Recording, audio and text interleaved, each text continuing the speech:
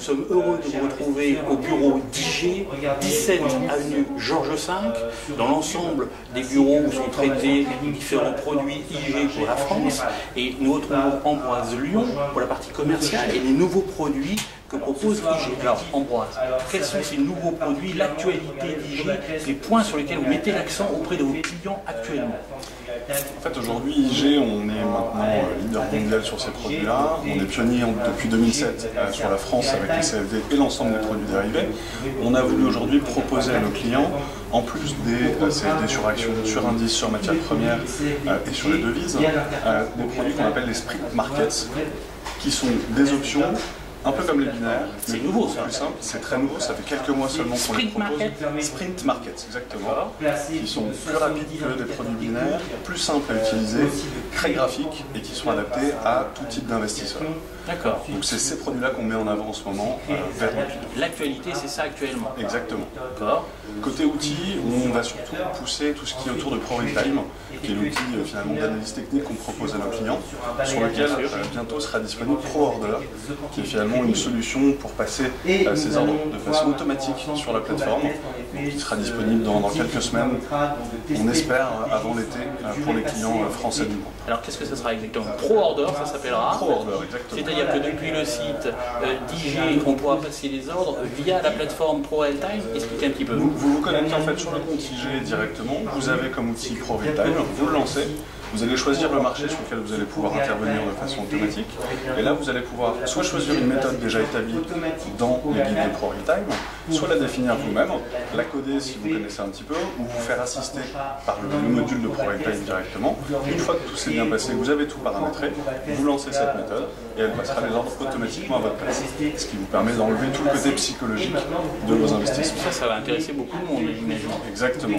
Et alors, en parallèle de ça, on va évidemment mettre l'accent sur les formations, ne serait-ce que pour développer ces modules ProRealTime, enfin ProOrder sur ProRealTime. Il faut un petit peu de formation quand même. Pour expliquer comment ça fonctionne, les utiliser à bon escient, au maximum. Connaître les produits au maximum avant de se lancer dans un trading automatique. Donc on met énormément l'accent sur les formations de façon générale, sur la plateforme, sur les produits. De toute façon, formation et pédagogie sont toujours très très importantes à suivre. C'est pour nous des maîtres mots et c'est ce que nos commerciaux essayent de proposer aux clients le plus systématiquement possible pour qu'ils soient le plus avertis et qu'ils aient conscience de tout ce qu'ils vont pouvoir faire avec les outils qu'on met entre leurs mains. Alors, 3 nouveautés. Sprint Market, ProOrder, c'est comment ProOrder avec ProRealTime et les formations, l'accent mis en plus sur les formations. Voilà, 3 nouveautés sur lesquelles on peut retrouver directement l'un d'entre eux bientôt, mais Sprint Market déjà sur le site IG.com, tout à fait. Mais vous savez que nous, ce qui nous intéresse avec cette pédagogie, c'est de connaître aussi les valeurs, les devises, l'euro-dollar. Donc on va aller poser la question à Alexandre Baradès, votre spécialiste de la recherche, de l'étude, des analyses, des devises, et on va savoir ce qu'il en pense.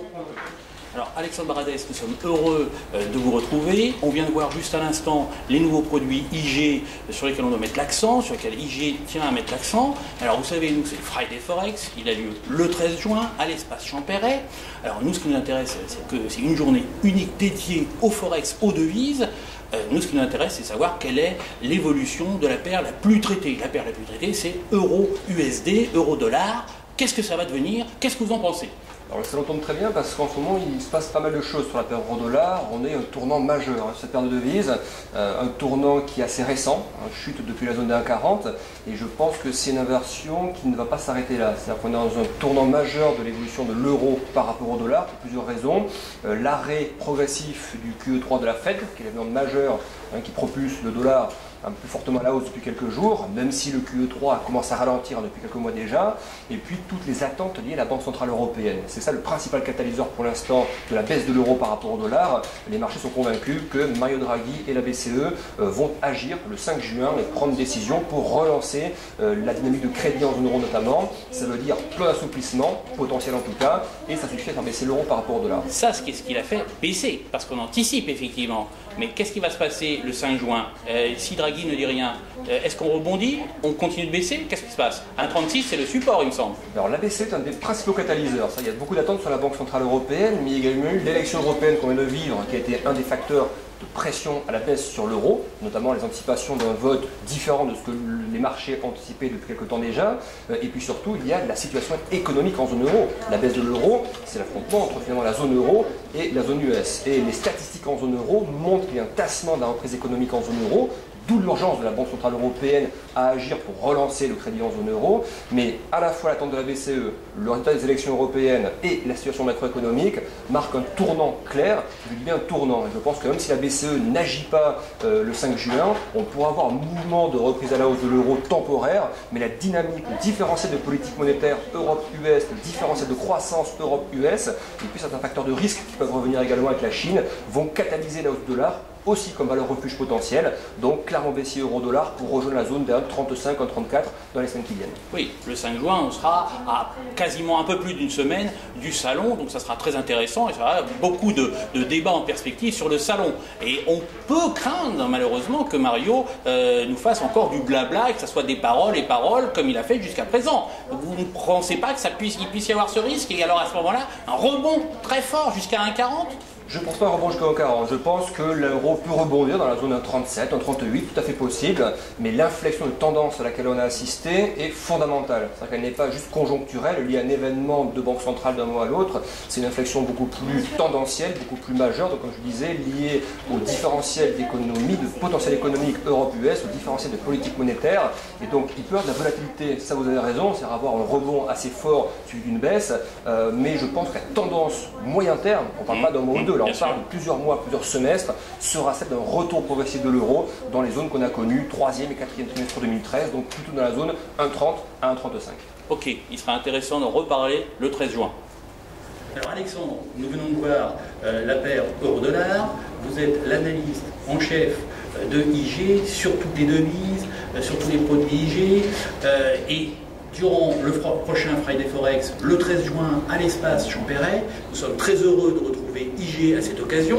Comment se déroulera la présence IG sur ce salon ?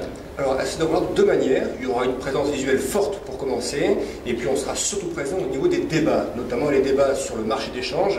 Il se passe beaucoup de choses en ce moment. Vous l'avez dit sur la paire euro-dollar, ce n'est pas la seule paire évidemment.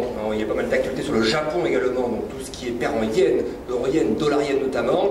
Et puis on s'intéressera également à la Suisse, au franc suisse. On sait que la Banque centrale suisse est relativement active sur le marché d'échange, en protégeant notamment le niveau des 1,20 par rapport à l'euro. Donc on débattra de tout ça, des enjeux importants, Europe, Asie, États-Unis, et quel impact ça peut avoir donc sur ce marché d'échange. On fera un zoom sur 4 paires en particulier. Oui, ça serait intéressant de confronter vos visions, votre analyse, vos prévisions sur les 4 paires majeures. Donc l'euro-USD, le GPY-USD, le franc suisse, le câble, le livre sterling. Donc ça sera intéressant de voir ce que vous faites. Et il y aura tous les experts. Attention, attention Alexandre.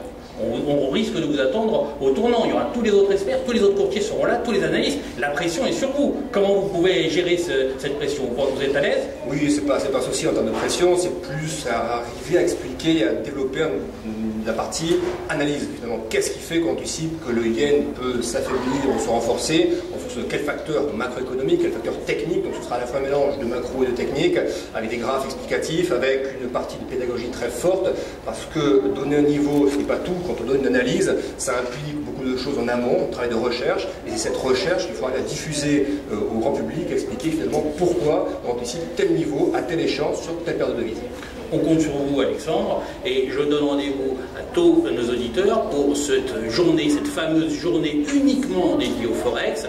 L'inscription est entièrement gratuite sur salonat.com et venez nous retrouver, venez suivre ce débat qui s'annonce vraiment palpitant et passionnant, vraiment une confrontation entre tous les experts et pour vous donner des idées sur les différentes devises, les principales devises.